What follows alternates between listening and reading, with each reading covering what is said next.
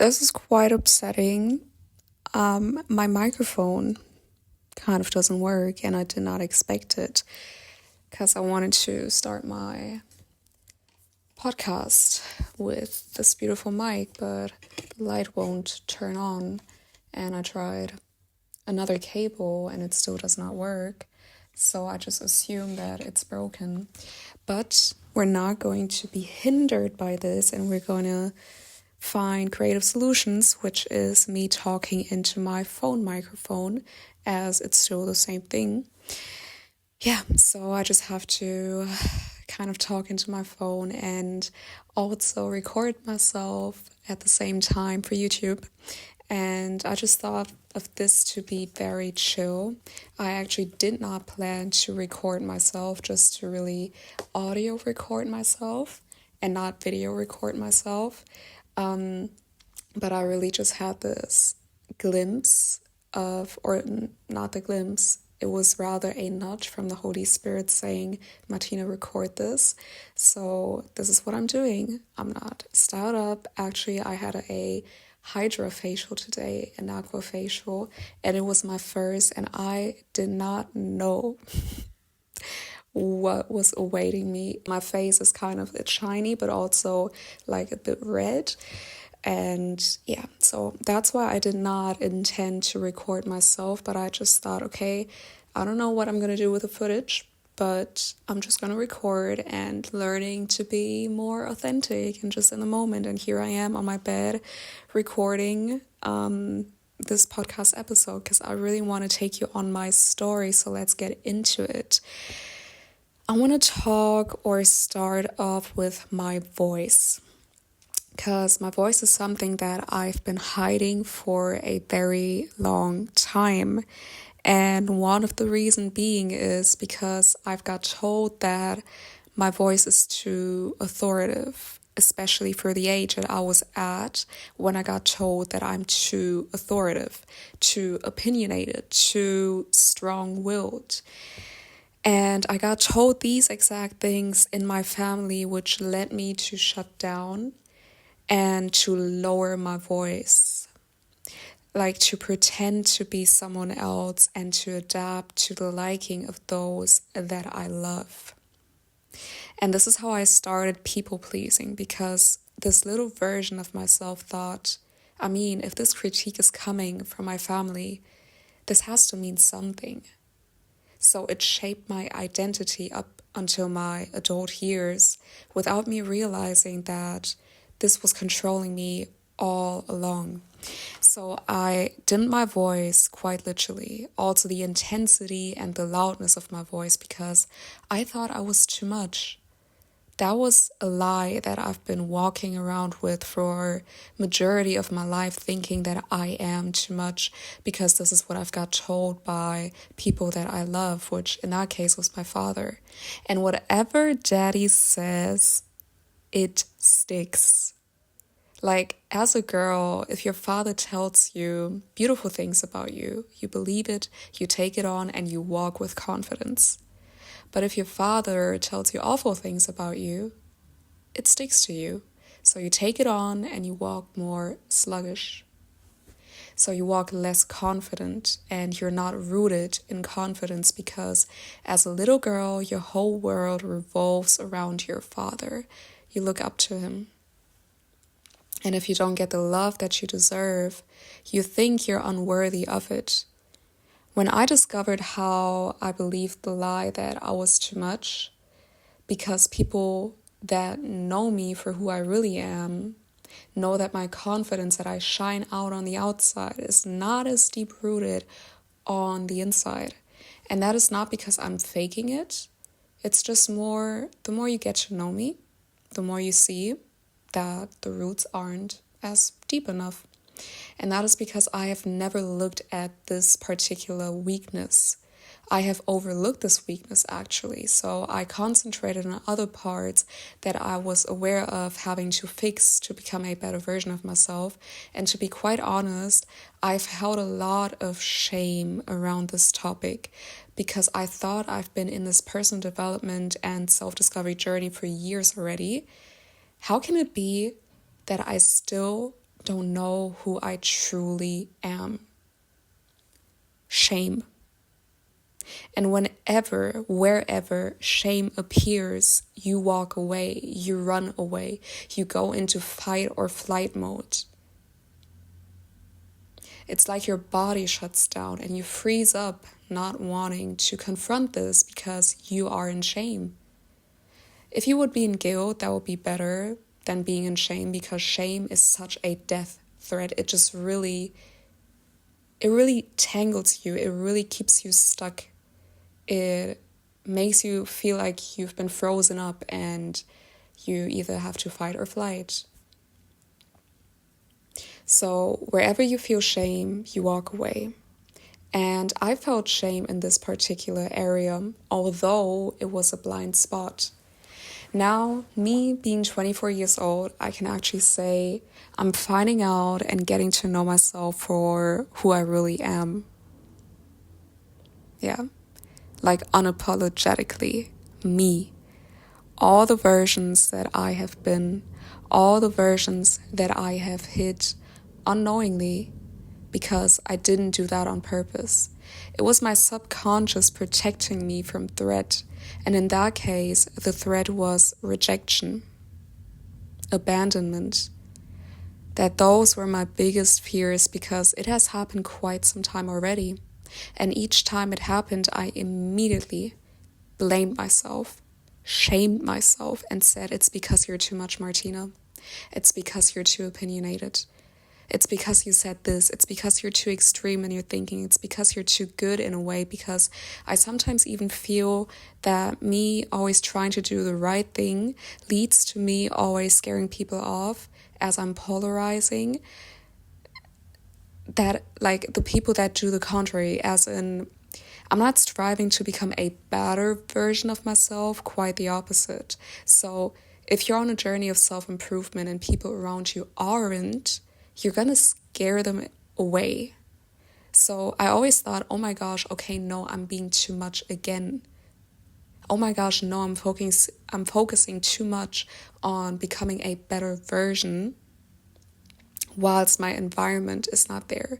So therefore, I'm not aligning with them. I'm not aligning with their bad habits. I'm not aligning with their limited vision. So I have to take it down a notch again, and that's how I diminish myself again and again and again and again, up until a point where I just forgot who I am. And that's why I always feel so much peace when I travel. When I'm away from home, when I'm there where no one knows me, it just feels like I can reinvent myself, because I always do. Like, I always have the biggest glow-ups when I come back from travels, because I finally get to know me for who I am by being alone. And I cannot do that when I'm at home, quite literally. I'm still living in the place where I experienced all the trauma since I was a child. I develop myself, I grow into a better version every day, and then step back into the house that traumatized me and that kept me in bondage. It does not work, and that's why I always felt stuck. That's why I always overthought things. That's why I always felt like a fraud, like an imposter. I had all these outside successes, but then come back home and felt like a failure, because this is where I started, at home. This is where it started, at home, you know? And that is quite sad, of course, but it is what it is at the same time, because my upbringing made me who I am today. It made me a version that never will give up.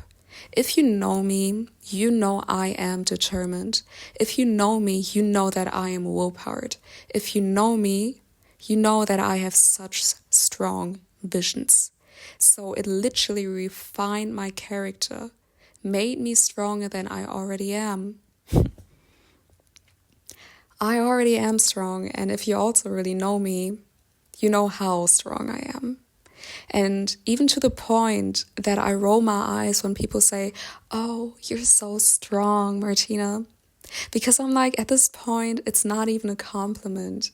Like, I still take it as a compliment because I put myself in the shoes of others when they compliment me. So I'm like, thank you, I can take it and I embrace it. But it feels like a burden to be strong. Real talk. Though, of course, I'm grateful to be strong. But if you're just a strong person, I know you can relate to my words a lot because you're just thinking to yourself, I had no choice but to be strong. So it's either I surrender, give up, die to myself, or I remain strong. So I chose to be strong again and again because I didn't want to let the other things happen.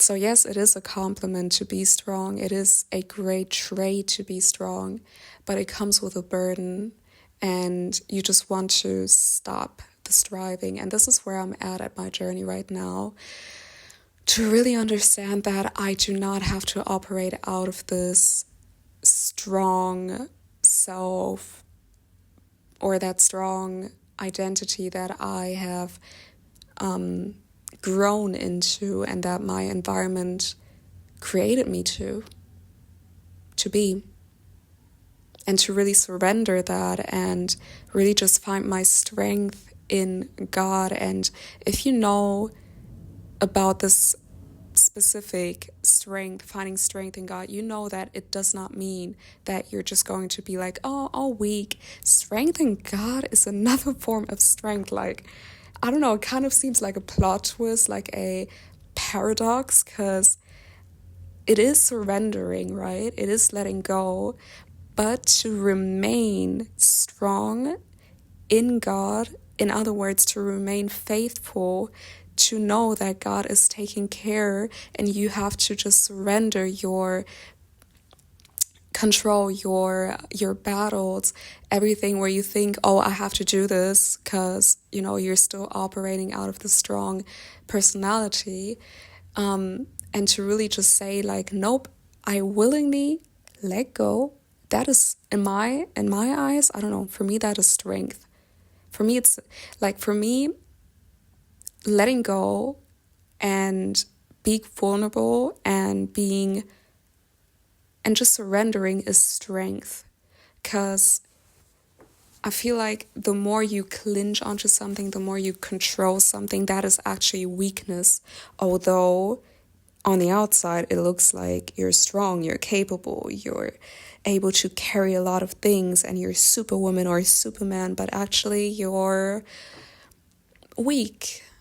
You are being led by your fears, and that is weakness. Not that you are weak, but your behavior is weak. And the root of you behaving like this is weakness. And that's what I had to understand, because it's weak. And it's strength to surrender to God. It's strength to give up and just say that, God, I don't see you with my physical eyes, but I know you're here. I know you see everything. I know you created everything. I know you are the Alpha and Omega. You're the head, and you are authoritative. You are in control of everything. And I am so limited because I'm a human being. And this goes beyond my abilities. Take over. That part of saying take over, take the steering wheel, and I'm just going to let go, that is strong. And that's a level of strength. That will be my level up of strength that I'm going to reach, because I'm going to leave the false version of strength that is actually, it's masquerading itself as strength, but actually it's weakness. I'm letting go of weakness and I'm stepping into actual strength. Oh yeah. Oh, that was strong. Even that saying was strong. Like, I like that. I'm glad that I'm recording this, because I'll be like, I'm going to listen to this again, because this really, wow, this is on point. This is on point. So let me continue, because I kind of went off topic, but also not at all.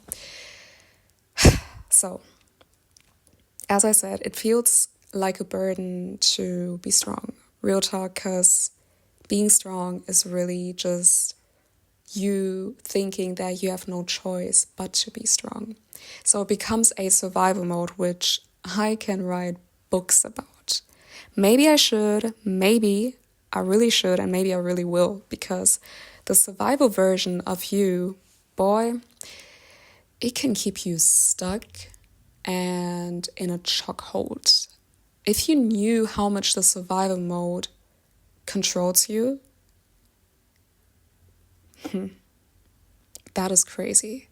Because survival really keeps you on a chokehold of being a version that you're not. But as the word says, you need to survive. So you become and adapt into a character that helps you to survive, right? So whatever surviving looks like for you, surviving can be surviving high school. So you adapt to be liked by your peers so that you're not dying out alone in loneliness and being bullied and I don't know what else. Or survival or survivor can look like your family is really hard on you. Your family is really hard on you and so demanding. And now my voice is just cracking up. Let me actually drink a glass of water. Or a survivor can look like your family is really hard on you and so demanding, and actually you feel how you're not good or not as good as they are. For example, they're really academic and you feel like you're more creative and you're always struggling and struggling, but in order to survive in your academic family, you basically have to survive and be another version of you to be accepted by them. And that is exhausting, to take on a identity that you're not. And I can really relate to this example. My family, or rather my father, is academic, and he has just this traditional lens of, my children having to take on secure jobs, whether it be becoming a doctor, a lawyer, a banker, engineer, all of those stuff, right? And he definitely tried to push us in that direction. And I noticed how, especially during school, I really tried my best. I really tried my best, the best that I could do at that time.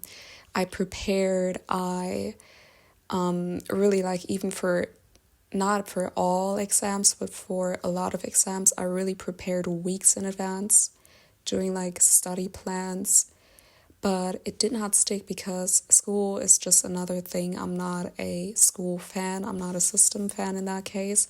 And I didn't know that back then, that was also the reason why I was struggling, because I did not fit into this school system. The subjects where I was good at or that interested me the most were language, arts, and everything creativity and psychology.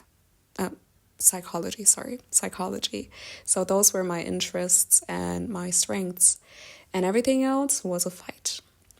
So I realized, okay, this academic thing here is quite challenging, but I did not know that I was a creative, suppressing her identity just to fit into the school system. Now I see that, now I understand that. And also up until, no joke, guys, no joke, I would say not even a week ago, within this week, I realized that I'm not a numbers, facts, and statistics kind of person. As in, I'm not rational, I'm actually creative. And I always thought that I would be that logical and, just really thinking, rational type of person, very analytical. But I'm actually the opposite. I'm creative. And that is so crazy because I'm like, what? What identity was I living? Who am I? But now I realize that, and that is crazy. Because I'm a creative and I didn't see myself as one. Although I had a social media agency, although I've been doing all these creative things, I did not see myself as one because I thought to be more rational, like even entrepreneurship. I thought, okay, let me just stick to the strategies, let me stick to the analytics, because then I'm a entrepreneur, because as a creative, you're not as good, quote unquote, which is a lie. But yeah, but anyways, let me continue, because that is crazy, honestly. Sometimes you're just like, one day it just clicks and you're like, wait a minute, I actually lied to myself all this time, and you're just having another awakening and another shedding, and that is just me the whole time, like really the whole time. So yeah, right, survival or the survivor identity can look very different to everyone. So no matter what your version of survival is or why you got led to survival, I just want you to know that I understand you, like wholeheartedly. I feel with you. I hear you and I see you, because I've been operating in survival mode for, I would say, over a decade now. So much that I created a new identity, which I'm not. That identity that I created is not me. So that survival version of you, you should not hate it though. You really should not hate that survival version of you. You should acknowledge it. Also, be grateful for it, because it protected you. It wanted your best. It didn't know better. I really just have to think about the movie Inside Out too. I love the movie, really. Like, I really love the movie.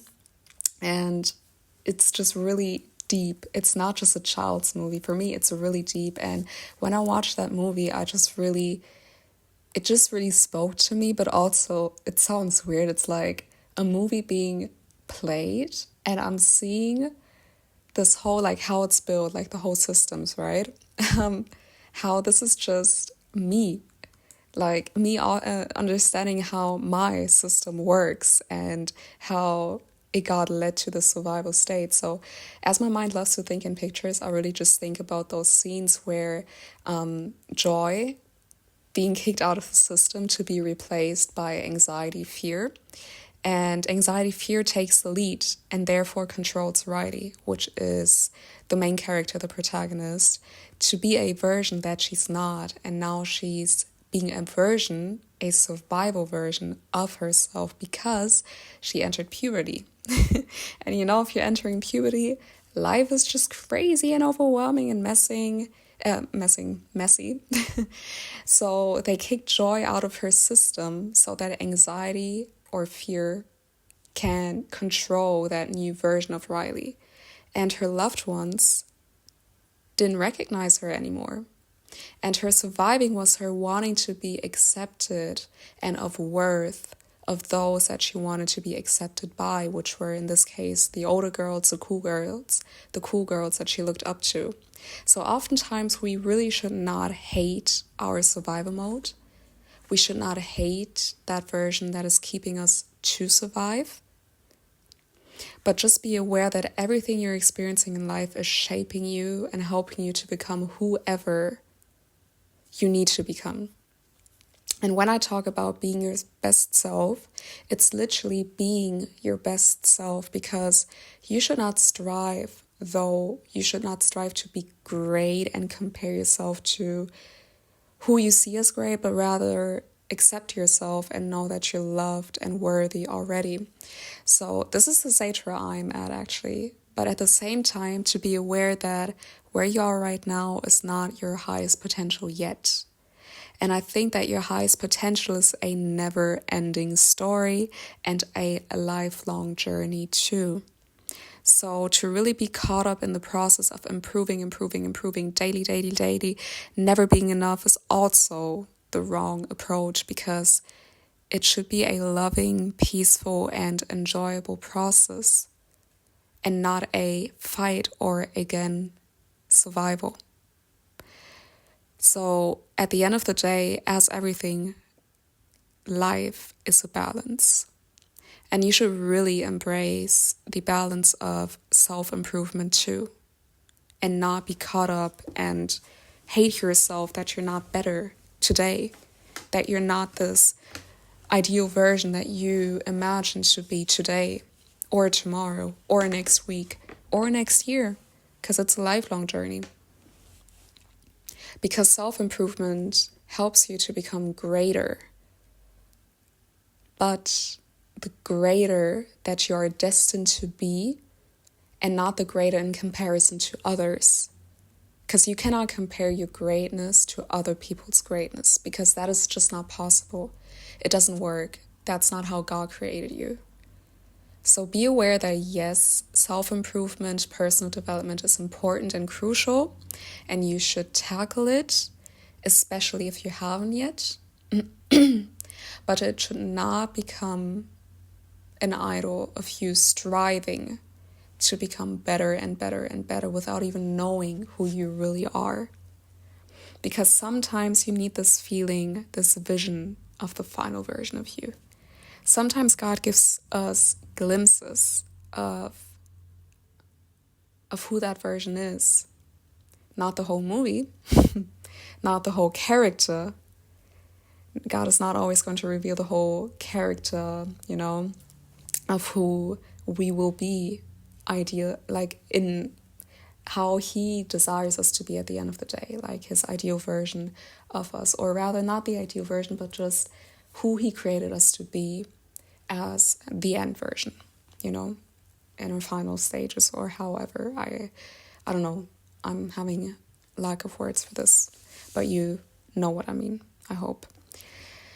But he gives us glimpses, and these glimpses help you to kind of find your way to this version by remembering, oh, this is who I've seen myself as, this improved version, this lighter version of myself. So that means at the end of the day, only you know deep down in your heart who you really are. Because God has planted that version of you within you. You do not have to strive to finally be that version. That version, that thirst, that potential is already within you. It's already living inside of you. You just have to discover it. You don't have to go outwards. You don't have to ask other people who you are. And I'm talking from experience, because I did that a lot. But just know that you know the answer at the end of the day. It just requires a lot of solitude, a lot of seeking God, a lot of spending time alone, reflecting. And unfortunately, in our society nowadays, doing this is a pain. It's a struggle. People run from it. Being by myself, being left with my thoughts, heck no. So they run from themselves. They run from their potential, and they run from their ideal future. And that's why I always say self-discovery is beautiful, but it's not for the weak. Self-discovery leads you to run towards your true self. And that true self might be caged up. I had a revelation on this part, especially like the caged up part. I had an encounter with who I have caged in myself, who that version of me is. Oh my gosh, I'm crying.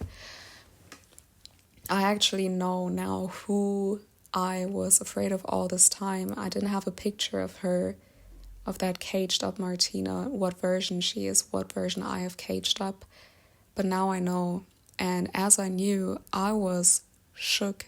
And at the same time, it made sense. I was like, oh, just another like aha moment of understanding. Oh, that's why I have tendencies like this. That's why I'm actually more soft than strong. That's why I'm actually more, flowy and I don't know, just not the character that I have created myself to be. and the character that I have created myself to be is very serious, very, structured, very organized, and just has to get shit done. Yeah, I mean, in parts I am that version, but the version that I caged up is actually quite the opposite. And the version that was in control of me this whole time where I was in survival mode, I call her Survival Martina. That version that was in control, the Survival Martina, was actually scared of that caged up Martina, because she was like, oh my gosh, no, she's too risky, she's going to ruin all the plans. That's why I'm just saying the whole movie Inside Out 2 spoke to me. I was like, oh my gosh, it's like my life being portrayed in this movie. This is insane. So if you haven't watched the movie yet, please do so. Inside Out 2. It's so wise. It's really wise. But yeah. Anyways, let's come to finish. So that true self might be hurt, and you are the reason for it. And you have to take that blame and not hate yourself or condemn yourself, but just accept and have grace that life, circumstances, and environment led you to be like this and to cage up your true self. So, love. Love is the answer. Love is and always was the answer. And that's why God is love, because God is the answer. Thank you so much for listening. You're loved. Bye.